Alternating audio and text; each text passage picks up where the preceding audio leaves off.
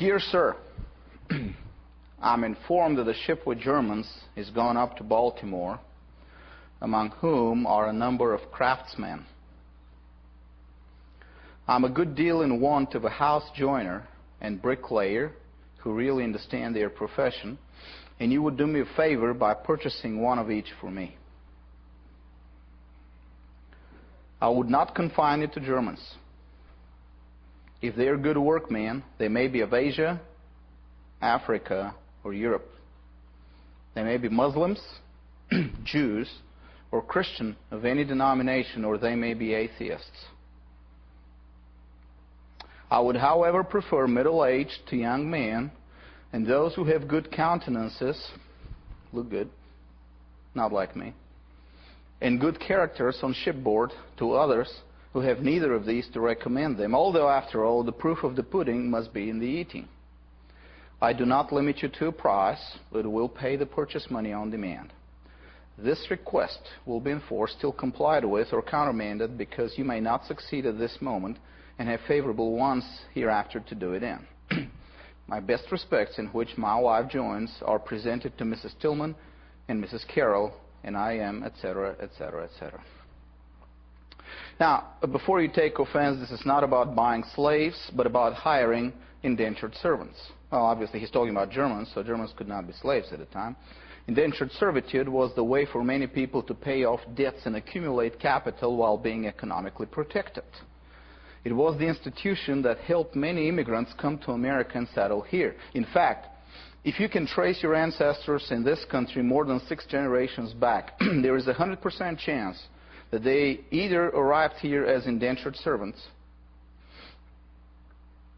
or hired or bought, the language at the time, indentured servants as a means to help them immigrate. The history of some towns in central Texas, the German, Czech, Polish heart of Texas, is a history of whole families coming over as indentured servants of one or another Austrian or German noble. Indentured servitude is a biblical concept, and you can read about it in Gary North's economic commentary on the case laws in Exodus 21 through 40. And later on ask me about the book. All right, so let's return to this letter. Can anyone guess the name of the author of this letter? Any takes as to who the rich employer is who would not mind hiring Africans or Asians, no matter what religion they are, Jews, atheists, or even Muslims, as long as they're good workers? Any takes as to who this despicable, wealthy, rich, liberal trader is who sees no problem with even Muslims immigrating to American soil and even hiring them for his business, effectively robbing local, honest American workers of their right to his business? The letter, my conservative and Christian friends, is signed Mount Vernon, March 24th, 1784, George Washington.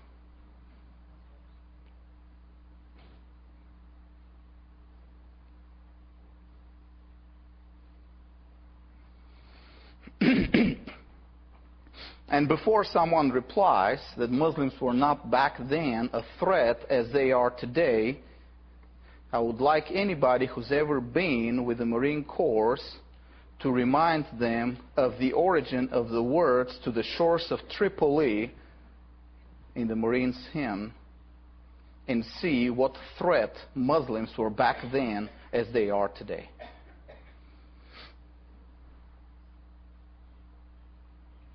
I'm not an absolute fan of George Washington. I'm more skeptical concerning him than most Americans educated in government schools. I mean, much in his ideology was closer to centralism and statism than my beliefs are. But this letter speaks more than just Washington. It shows us the spirit of the early decades of the new American Republic. So, as we continue discussing our present policies and the views of many conservatives on immigration, keep in your mind this vision of America restored to her roots. An airport gate with no border control, or TSA or any other kind of government thugs or perverts, and George Washington picking workers to hire for his business of those who just got off the plane.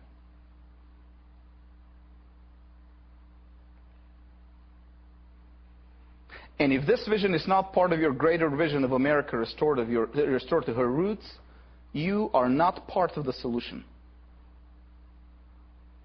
You're part of the problem we have today. A problem that is statism, tyranny, and injustice brought upon us by crafty socialist politicians with either D or R attached to their names. Oh, thank you. Notice how, when speaking about the immigration of those workers, Washington speaks in terms of two issues. One is economics. He has an economic need of workers, and he wants them skillful in understanding their profession. The other is spiritual, religious. He wants them to be of good character and of good countenances.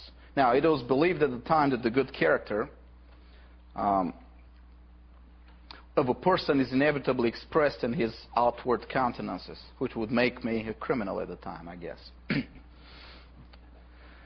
But the economic and the spiritual factors were the only factors that controlled the issue of immigration at the time.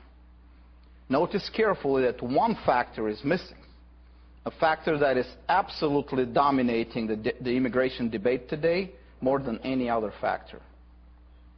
What's missing is the political factor. Washington doesn't seem to have any concern about any political issues in hiring those workers. He doesn't mention any laws about immigration. He doesn't mention any problems with unions or government bureaucrats. He is not concerned that the shipment of so many workers from a country, Germany, that just 3 years prior to this letter had 18,000 mercenaries in service of the British government on American soil fighting the army of Washington himself. Remember? Hessians. The Hessian mercenaries. In fact, I changed some of the words in the letter to apply today, but the original word for Germans there is Palatines, from the German Palatinate, a place in Germany that actually included Hesse, the same province that sent the mercenaries. So you may have been fighting against these people. He doesn't mention anything about the possibility that there may be a political assassin among these people who would be more than happy to take out the very leader of revolutionary America. Which makes us wonder, why were these Americans in the early days of the young fledgling republic so oblivious to the dangers of uncontrolled immigration? Why aren't they mindful of the political consequences of letting people just come and find a job? Why is the very person who led the troops in the War of Independence so pragmatic in his attitude to immigrants, even to the point of seeing no problem with Muslims or atheists coming over, as long as they're of good moral character? In order to understand the immigration policies of the U.S. today, we need to look at all of these issues, political, economic, and religious, and compare ourselves to America as she was supposed to be. We already saw how we compare to the biblical law. And we saw that as Christians, we have actually been on the wrong side. Friends with the enemy and enemies of God. Mistreating the foreigner and worshiping evil laws imposed by an evil pagan regime. We also saw the history of these laws, where they came from, and we saw that there is nothing Christian nor conservative nor American in the laws limiting immigration. We saw that they were passed by fascists, socialists, liberals, statists, and we have allowed to be brainwashed by those same fascists, socialists, liberals, and statists to accept these laws as legitimate and even root for them and insist on their enforcement instead of returning America back to her roots. But we have a final argument to address. What about today? Isn't today different than yesterday? Aren't there different principles today to look at immigration? Aren't there unique dangers today that previous generations didn't face? Problems that make it necessary and expedient to make a U-turn on immigration and adopt a stance which our forefathers would find immoral, unjust, and paranoid. Can we learn from the past and therefore try to return America to her roots? Or is the present so wildly different that her past experiences don't matter anymore? Are we to be like the progressives we criticize, declaring the past to be of no consequence to us today?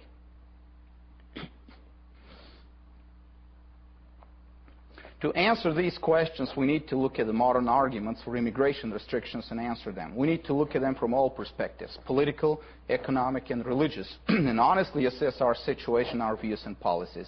And if necessary, be humble.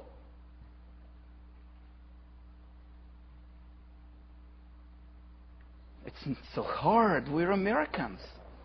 Be humble and acknowledge if we have been wrong, and change our views and change our practical living and social and political action. As we saw, political considerations were excluded from Washington's letter about immigrant workers. Why? Well, there's a good reason for such omission. The American patriots had dealt with the political side of the issue in the Declaration of Independence. Restricting immigration by legislation or political means they considered an act of injustice and tyranny. It was injustice and tyranny enough to make it one of the good causes for righteous rebellion. The solution they had to it was to depoliticize immigration altogether, taking it out of the set of the legitimate prerogatives of the civil government. Controlling immigration was just as much an act of statism as tyranny as was a 3% tax on tea.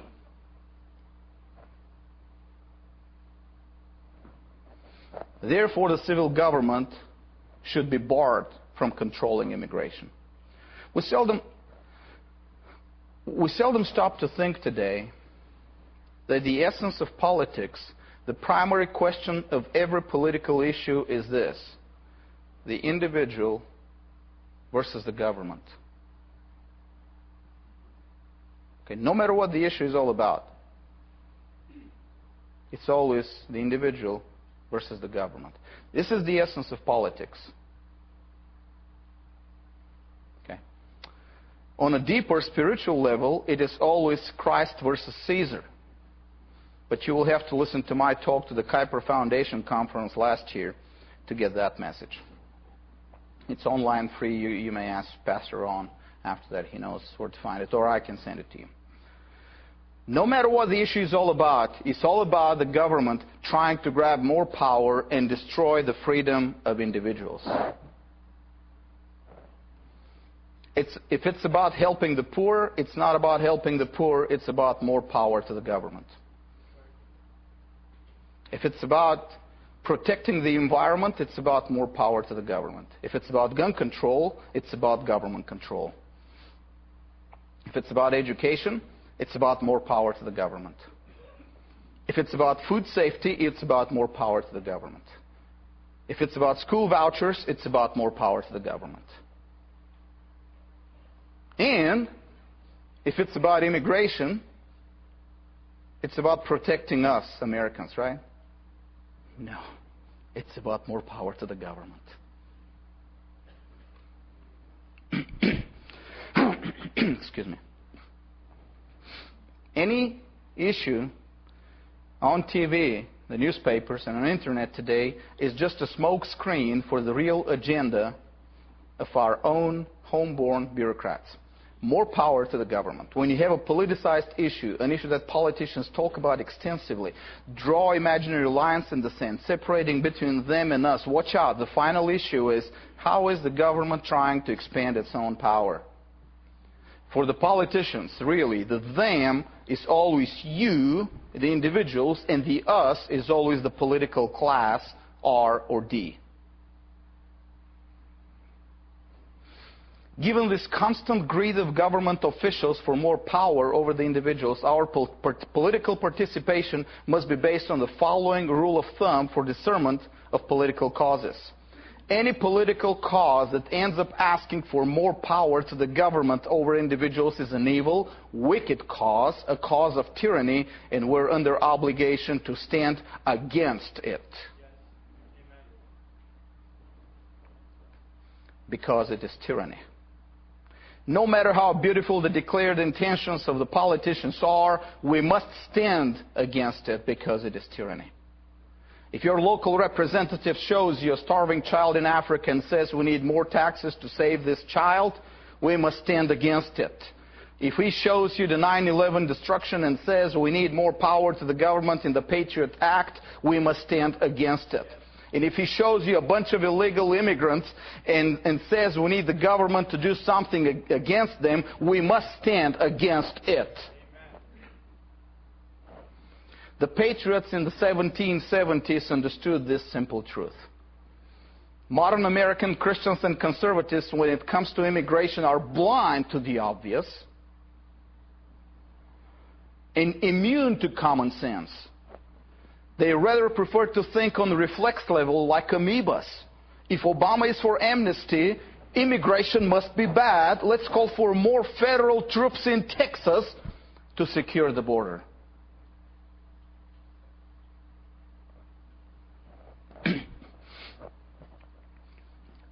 Now, this stupidity leaves conservatives open to manipulation. It makes it easy to produce some fake crisis which would make more conservatives mindlessly ask for more federal troops in Texas.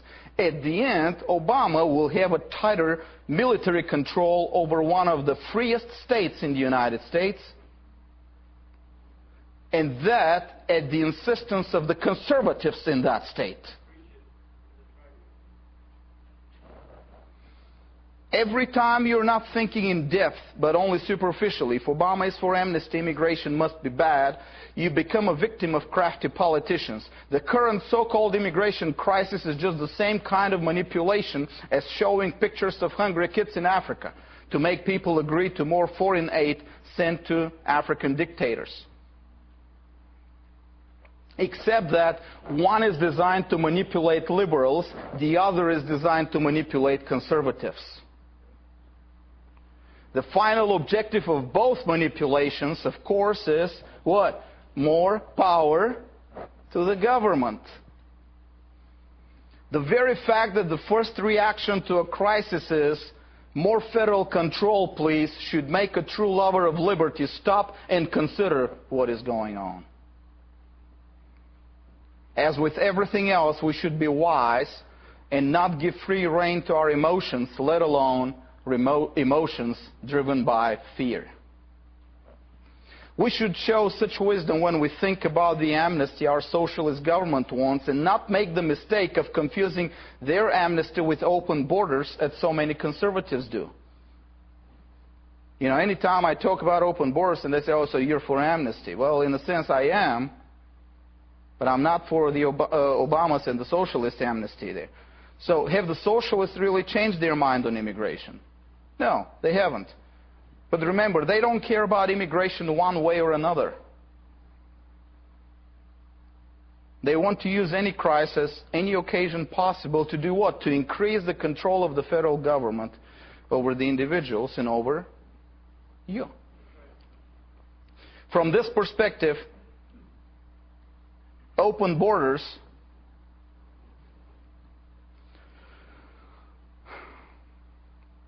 means no government intervention at all.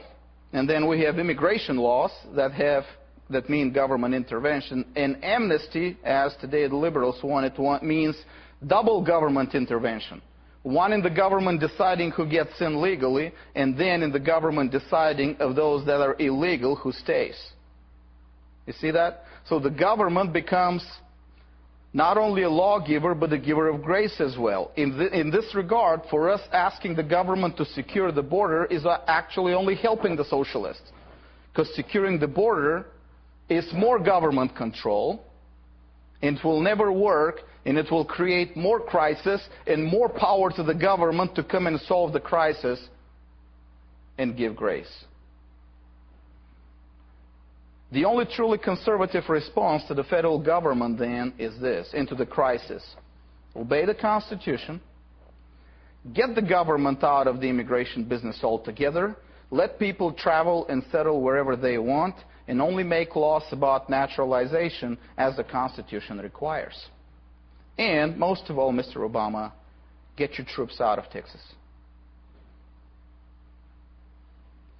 The political rhetoric has affected another area in the thinking of the conservatives, and with devastating effect. Immigration is the main issue through which conservatives are groomed to worship the federal legislation and submit their moral senses to the federal government. Actually, there are few areas that this idolatry of the federal government by conservatives is so obvious. They don't stop to think how the conservative mind is now conditioned to define good and evil not according to an objective standard or a transcendent law, but according to whatever laws are passed in Washington, D.C. You don't believe what I'm saying? Here's the proof. It is in the argument used so often to justify the hatred of so many American Christians and conservatives towards immigrants. If they were decent people, they would come here legally through legal means. You see that? If they were moral people, they would obey the laws of a government that we ourselves agree is immoral.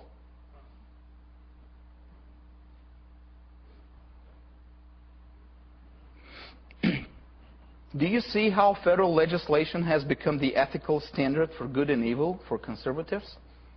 Do you see the worship of the state in this argument? If you don't, let me apply the same argument in another area so that you see the idolatrous nature of this argument. If you are a decent person, you will comply with Obamacare. Anyone? Or if you were a decent person, you will comply with gun control laws. Or better yet, if the founders were decent people, they would have complied with the king's laws. If Corrie ten Boom was a decent person, she would have complied with the Nazi laws and she would have turned over the Jews to the Nazis.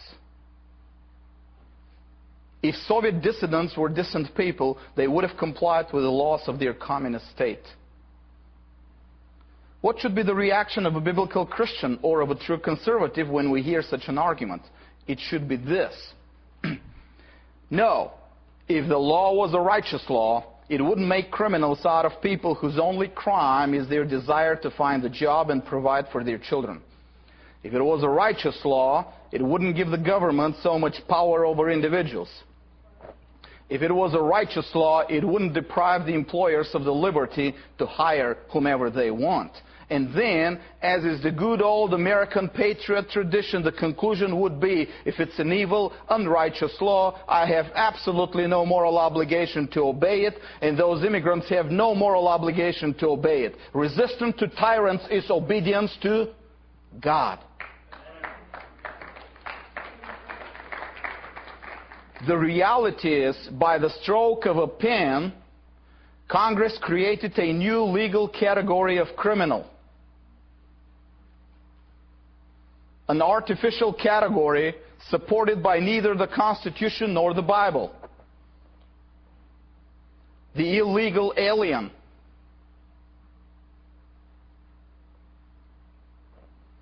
Conservatives have cheered for it and have transformed that artificial legal category.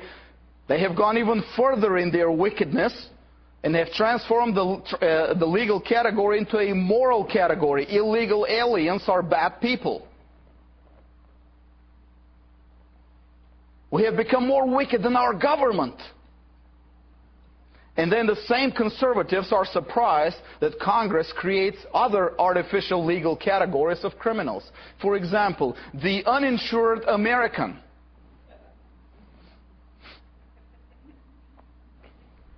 who must be fined for his refusal to get health insurance.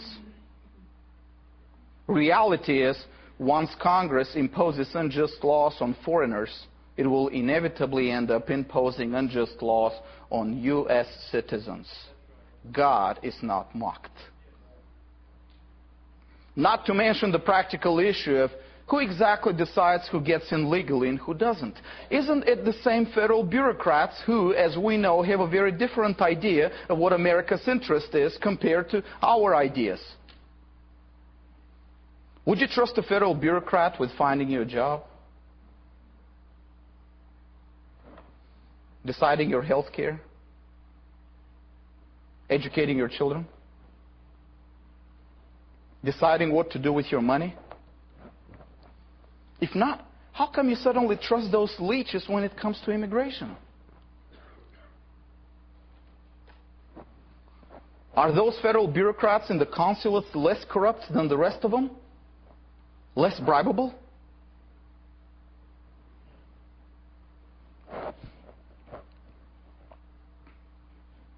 I know hundreds of cases where actually decent, hard-working, independent, entrepreneurial people were not given even business visas to visit and meet business partners in the States, while we know of multiple cases of outright criminals who get visas. How's that immigration control working for y'all? Isn't it much better to disband that bureaucratic army and let the people travel freely? For in this way, we have a better chance to have decent people come in. As we saw, for over 1,500 years, Christian Europe, and for over 300 years, Christian America knew these obvious truths. That's why the American patriots denied the civil government power over the immigration of people. And that's why George Washington didn't have to include any political considerations in his talk about hiring immigrant workers. Liberty was liberty, period.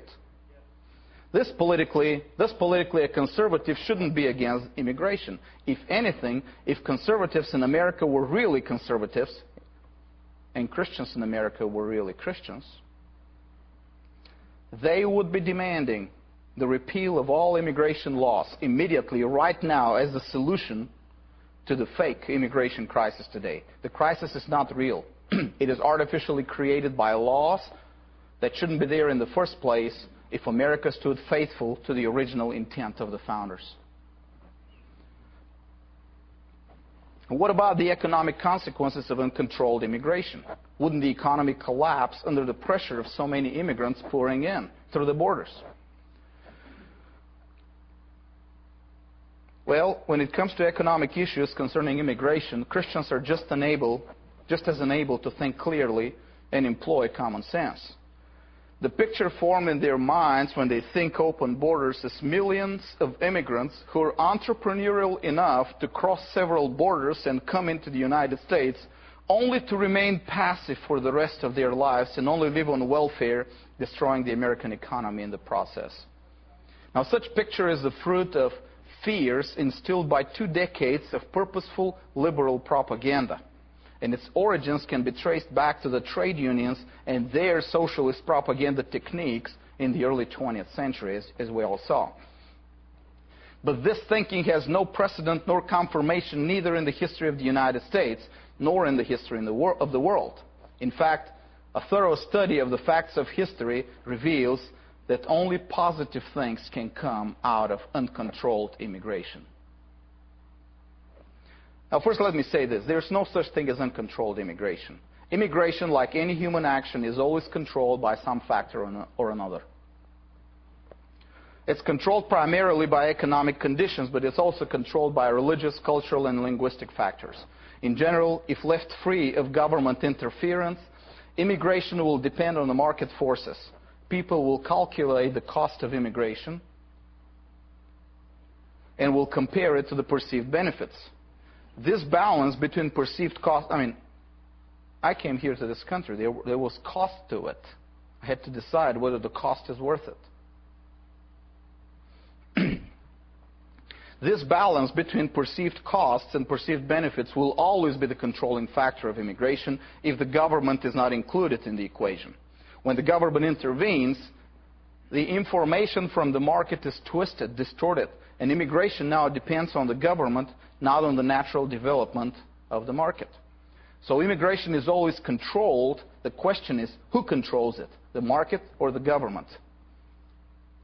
And let me tell you this, when the government controls it, the market suffers, as is with everything else. Historically, and mark this, historically, we do not have a single instance in history where economic immigration has destroyed a country or a civilization.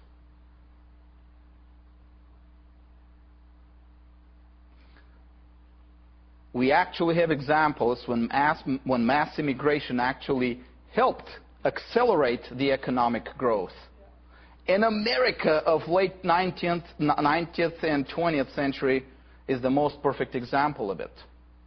In fact, for countries like with aging population, like the United States, Canada, and Western Europe, and low birth rates or high level of abortions, mass immigration may turn out to be the only tool of preserving the economic growth and the civilization. Let's not forget that the U.S. alone has killed more than 55 million human beings in the Holocaust of abortion. Okay?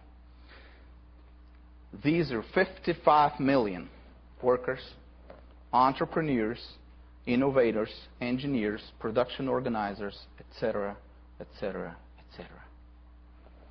The chicken are coming home to roost in our day. As 70+ million baby boomers are entering retirement age. And given the increased life expectancy today, we'll need senior care for another 20 years at least after retirement. Now keep in mind, the average life expectancy after retirement at the time they were born were just 5 years. We got 20+ years after retirement. Germany, Britain, and the Scandinavian nations are facing the same crisis. The presence of guest workers in those countries is important for the survival of the whole system. Even Hitler's Germany, for all the racism and xenophobia of the Nazis, had to import millions of foreign workers to keep their economy going. China and Japan are in a much worse condition than the United States and Europe, chiefly because there isn't a large demographic contingent that is willing to immigrate to those countries. Because nobody wants to learn Chinese.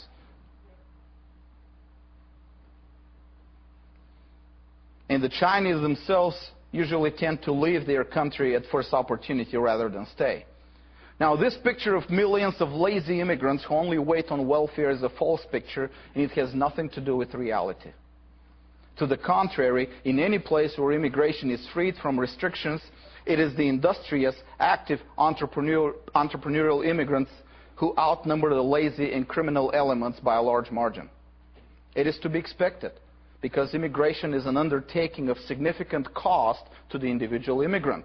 And when allowed the liberty to immigrate, it is usually the future-oriented, entrepreneurial type of person who is willing to pay the price. In fact, it is partly for this reason that socialists in the past, and Marx himself, have always been firm opponents of open immigration. Because open immigration never changed the political landscape in their favor. Because it always brought in more entrepreneurial people who are against socialism. Karl Marx himself admitted that the policy of open borders for Britain was a reason why his ideology couldn't spread in Britain. You see that?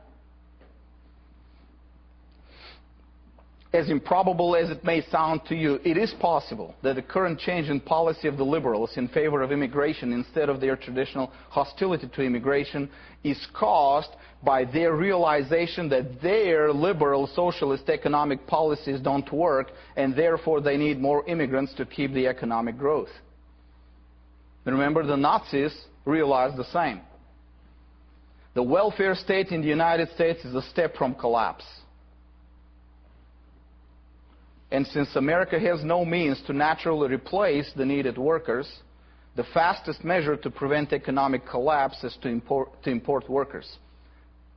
Maybe the liberals in the States have finally returned to economic common sense, but now the conservatives have adopted the warmed-over old liberal policy and the culturally suicidal ideology of closed borders.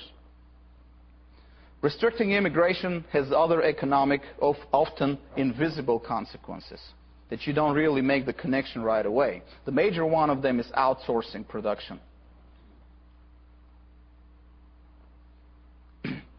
The connection is seldom made, but it is real, and it has to do with the distorted economic environment created by government control over an area that's purely economical. You're going to ask, how does immigration restriction affect outsourcing? Here's how. Immigration laws, from the very beginning, were proposed by lobbyists of big labor, the trade unions. Okay? Since unions are the voting power behind immigration laws, they have a say as to who gets admitted and who doesn't. Excuse me.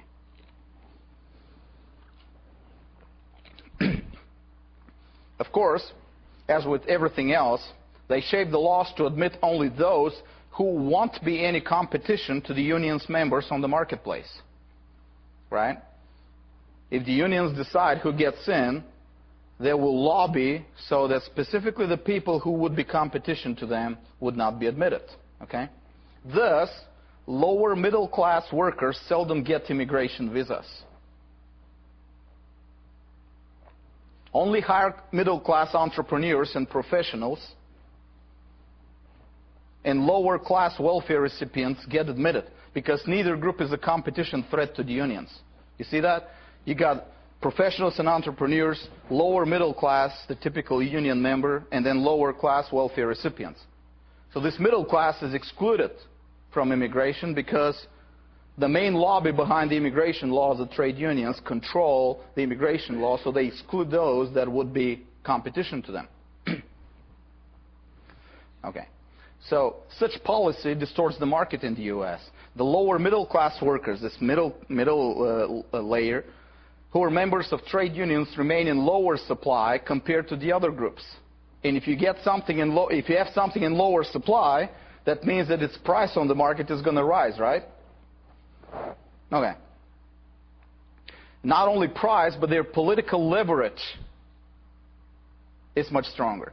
Thus, they can twist the hands of their entrepreneurs who now face competition from higher class professionals and entrepreneurs who have entered the country. Okay? And they get better terms, better wages, more benefits, earlier retirement, pension funds, etc. But remember this. Better terms for workers mean higher cost for the entrepreneur, higher cost for the employer. Eventually, increased labor costs in the United States make business unable to compete. Did we see that in the 70s, in the 80s, and even today? The solution? The entrepreneurs take advantage of the better global communications and the spread of knowledge, and what do? Outsource their production facilities. Get out of the country. Okay? Because of immigration restrictions, they can't decrease their costs by hiring those potential immigrant Mexican or Chinese or Indonesian workers. What do then? They go where these workers are and move whole production facilities to Mexico, China, or Indonesia and give the same jobs to the same Mexican, Chinese, or Indonesian workers that would have had them here in the States. The only difference is now that because of immigration restrictions, it is the United States that is losing production facilities. And not only the unions lose available jobs, but service companies in the United States that would have worked for these production facilities lose business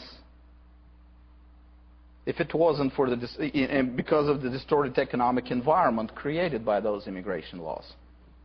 You see that? It's all connected. You can't change one thing only. The fear of immigrants is based on a basically socialist view of the economy. There are only so many resources for so many people. That's what a lot of people say. I mean, with our economy here, if we have more people and we spread the resources among them, we're going to be poorer. Therefore, the opponents of immigration say we need to limit immigration so that we don't get poorer.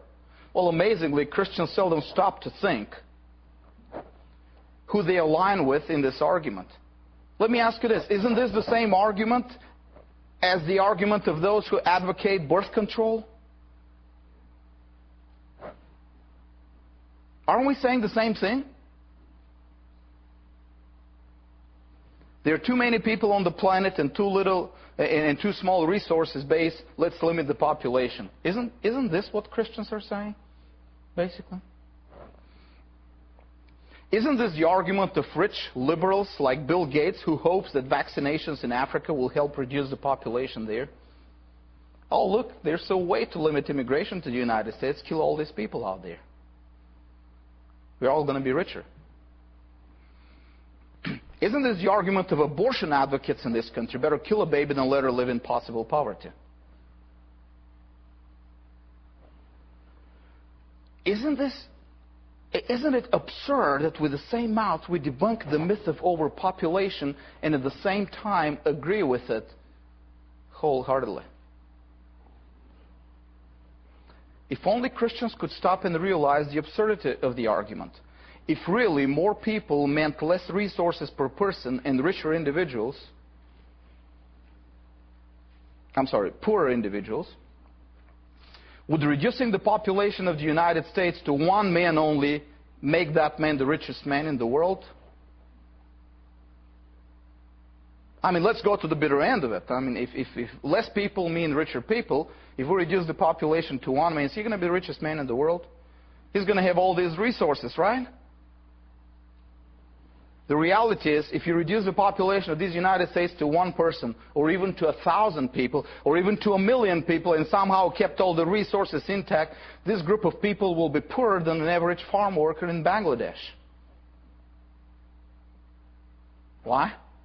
Because the availability of resources is not what makes people rich, but the work that makes them usable for humans. How are you going to supply your fuel? How are you going to supply your food? Wealth is not in resources that are passively existing somewhere. Wealth is created by work and division of labor and mass production. And let me tell you what, the work, division of labor, and mass production depend on the size of the population you have. Other factors play a part too, like government policies, traditional views of work and entrepreneurship, etc. But the size of population is important too. Related to this is that other socialist argument. Immigrants are taking our jobs. Excuse me, whose jobs are these? In what sense does a job belong to you and not to the employer? If I need a man to mow my backyard, does this job belong by right to my next door neighbor just because he lives closest to the job? Or can I hire the guy who lives 2 blocks over just because I want to hire that guy over my next door neighbor? Can your Walmart send the cops to your home for shopping at Sprouts because Walmart has the right to your business being closer to your home? In your neighborhood? Since when do we conservatives think in collectivist categories like little well-trained communists? These jobs belong to me.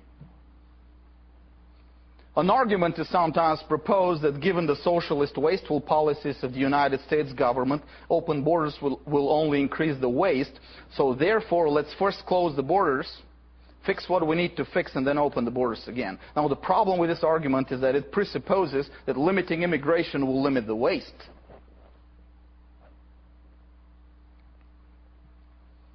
But what in the world makes us think that government waste depends on the size of the population or on limited immigration? Has there ever been a time in the American history when Congress actually needed the excuse of more immigrants to increase taxes and spending? Ever remember that? Ever remember? Anybody in Congress saying, well, we have more people, more immigrants, we've got to increase tax and spending. No, they increase it. They increase it, for any reason. If you have less people, they'll increase it because we have less people. If you have more people, they'll increase it because we have more people. When has there ever been such correlation? Congress increases spending for any reason whatsoever. It never sets aside money for immigrants, specifically. If you open the borders, Congress will increase spending. If we close them, Congress will increase spending. What in the world can make anyone believe that closing the borders will in any way decrease the waste or spending, or will help us, fix the problems in our society and government? And of course, when we close the borders, we actually give that same federal government more power to decide who gets in. And guess what? Who gets in will be those who pledge loyalty to that same federal government, which will decrease our chances to turn things around, as opposed to entry which is uncontrolled by the government, where lovers of liberty will have better chances to enter and help us restore liberty and justice for all.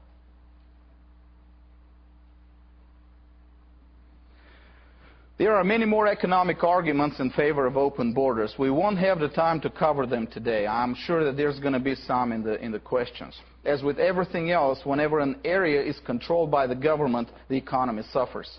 Labor is simply another economic resource which needs to remain fluid and movable to be able to respond to the demands of the market.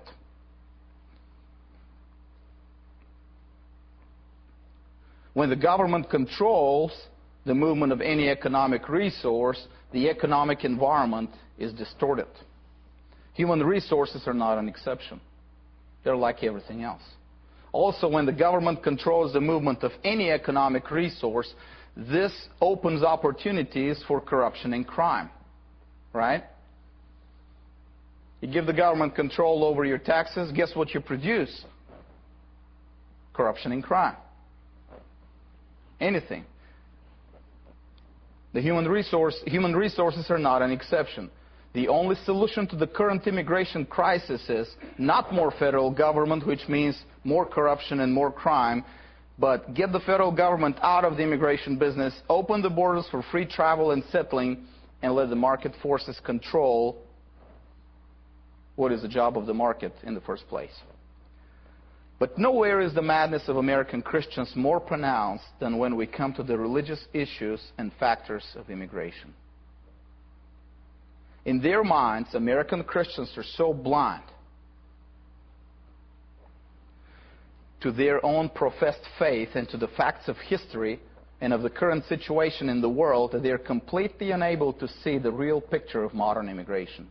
In their minds, open borders mean that the lawless pagans, and I'm quoting from a guy who actually wrote to me these words, the lawless pagans of the world will flood America. Seriously, because America doesn't have lawless pagans now.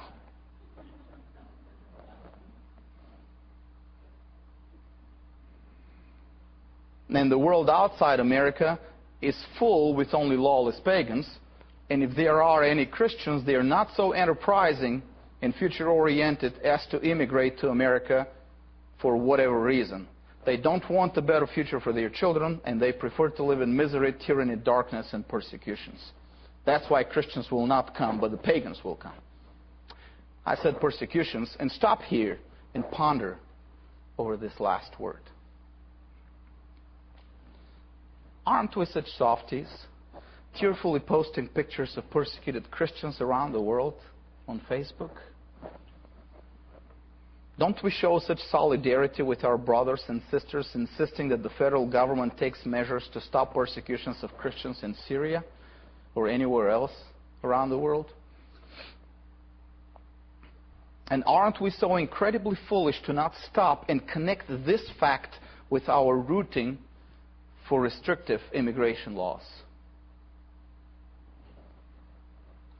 If Christianity is the most persecuted religion around the world, as we all admit, I ask, who of the representatives of all religions around the world is most likely to want to immigrate to another place, most of all the United States? Give me a guess. Would that have any correlation with who the most persecuted religion in the world is? And therefore, who of the representatives of all religions is most likely to be stopped and deported and returned back home to their persecutors by our own immigration laws?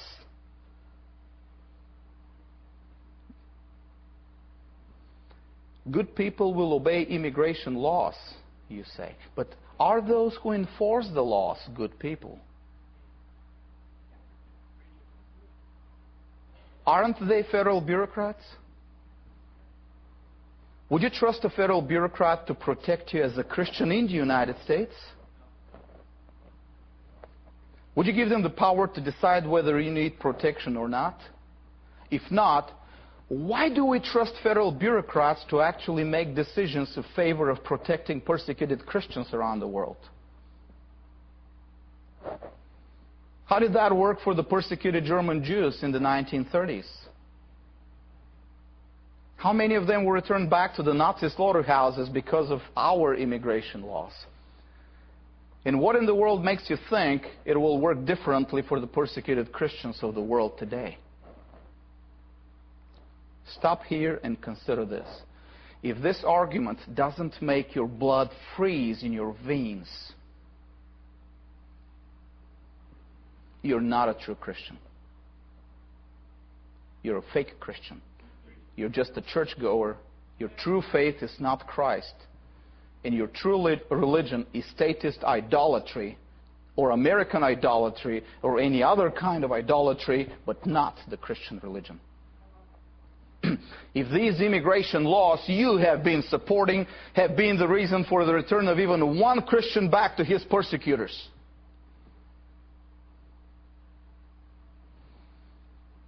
or if these immigration laws have been the reason for even one Christian to despair of even trying to find asylum in the United States because of the high bars imposed on legal immigration, or because of the corruption of the federal bureaucrats, the blood of that Christian is on your hands.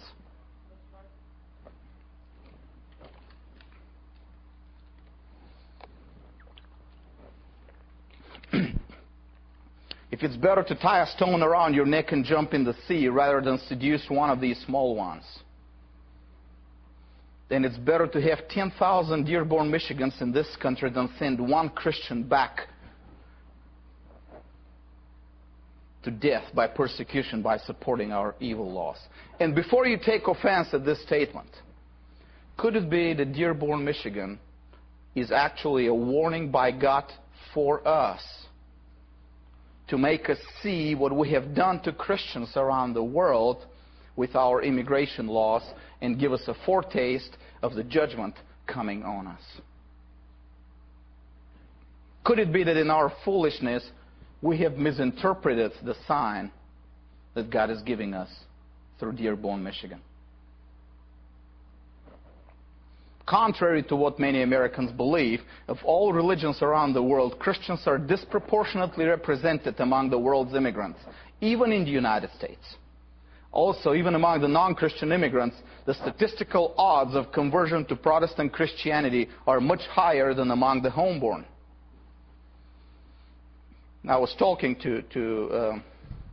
I forgot to whom I was talking today, that there is much higher chance of people coming over here and converting to Christ than if we reach them in their homeland. The best example right here in front of our eyes is the Hispanic population of the United States. A study of 2002 shows that while Roman Catholicism was the religion of over 90% of the Hispanics over 60 years old, the same percentage is down to 60% in the age group of 30 to 40 years old, with Protestantism in all its forms rising to 40% of the faith of the younger generation of Hispanics. Anybody can raise his hand? an example of this? Hispanic Protestant iglesias strike the observer, and I'm quoting from a commentator on the study of 12 years ago. He says, Hispanic Protestant iglesias strike the observer with their average age compared to the aging population in the traditional Anglo churches.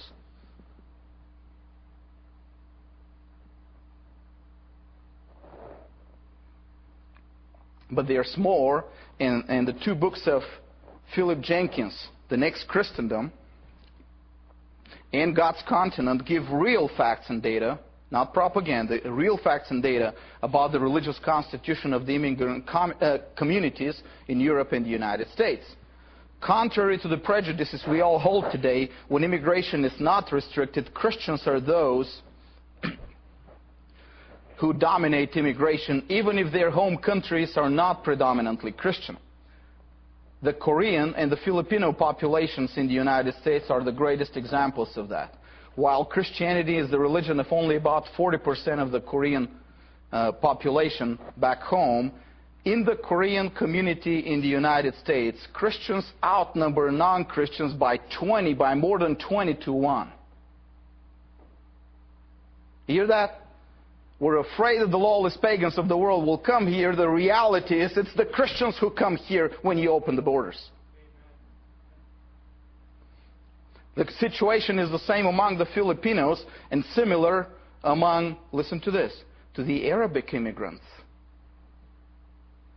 When you meet an Arab immigrant or anyone of Arabic origin in the United States, you run a 50% chance of them being Christian.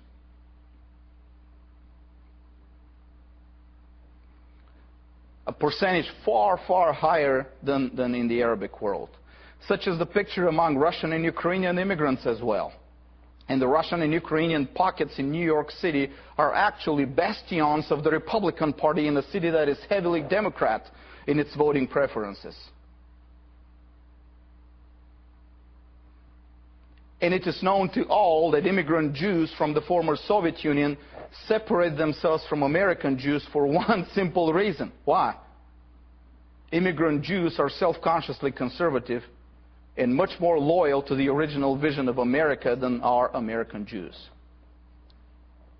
The situation is the same in Europe, as Philip Jenkins shows. While we love to be scared by pictures of immigrant communities in Europe with women in burqas and men in turbans, the truth is Christian churches, and not just the dead European traditional churches, but vibrant, life-active churches, outnumber mosques in the immigrant communities by 4 to 1.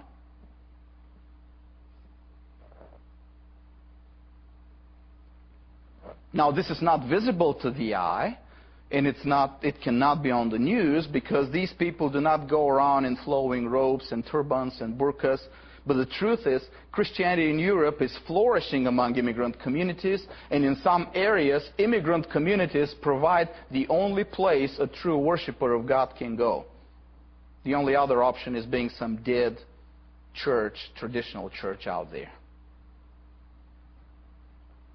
In fact, my daughter is right now in France on a short-term mission in one of, if she is in France, in Montauban, and the only true life church where she is a Pentecostal church in Montauban, France, near Toulouse, and half of the people in the church are immigrants from Africa. She sent me pictures. It's just, those African kids there.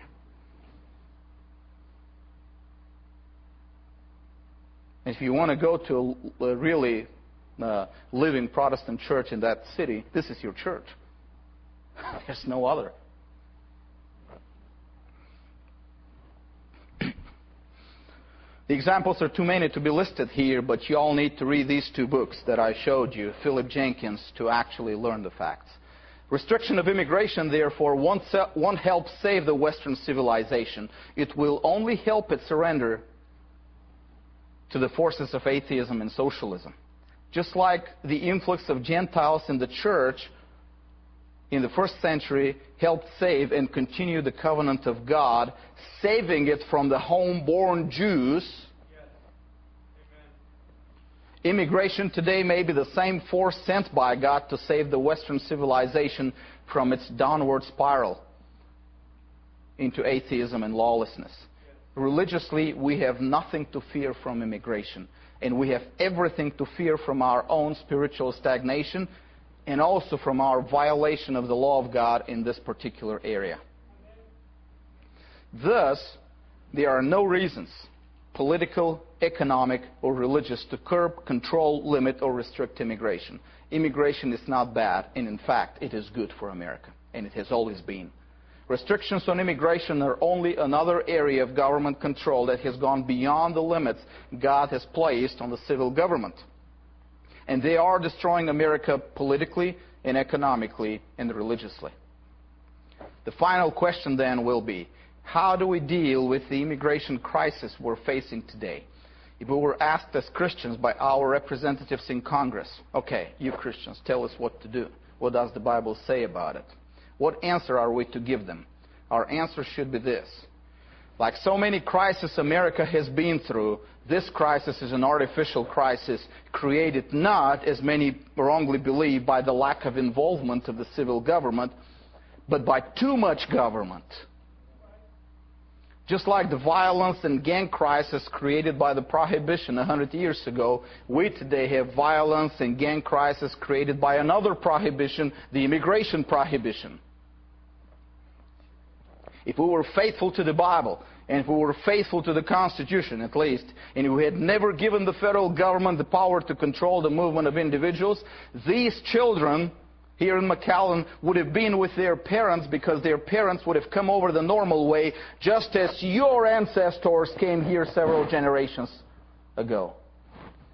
As we saw before, between 1880 and 1910, in the span of 30 years only, America's population tripled thanks to immigration, and there was no such immigration crisis as wave after wave of immigrants reached the shores of America and made their new home in their new country. The real crisis is not that we have allowed more immigrants. Actually, if you look at the individual states, the states boast when they are able to attract more people. Right? And Texas is the state that boasts more than any others, because we boast. We're Texans, come on, we boast always. And we boast more than any other state with attracting people from the other states. The crisis that we have allowed is to be due by the liberals to declare immigration a bad thing and adopt a socialist ideology about it.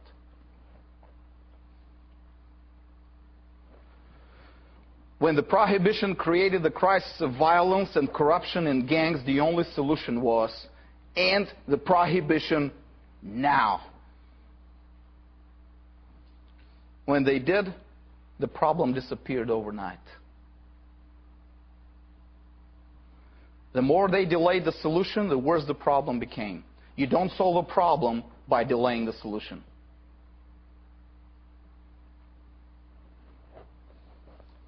Therefore, there's only one solution to this crisis. Obey the Bible. Obey the Constitution. Get the federal government out of the business of immigration and repeal all laws that limit immigration. Return America to the original formula of open immigration, limited political franchise. Let the people move free, restrain the government, and limit the voting privilege.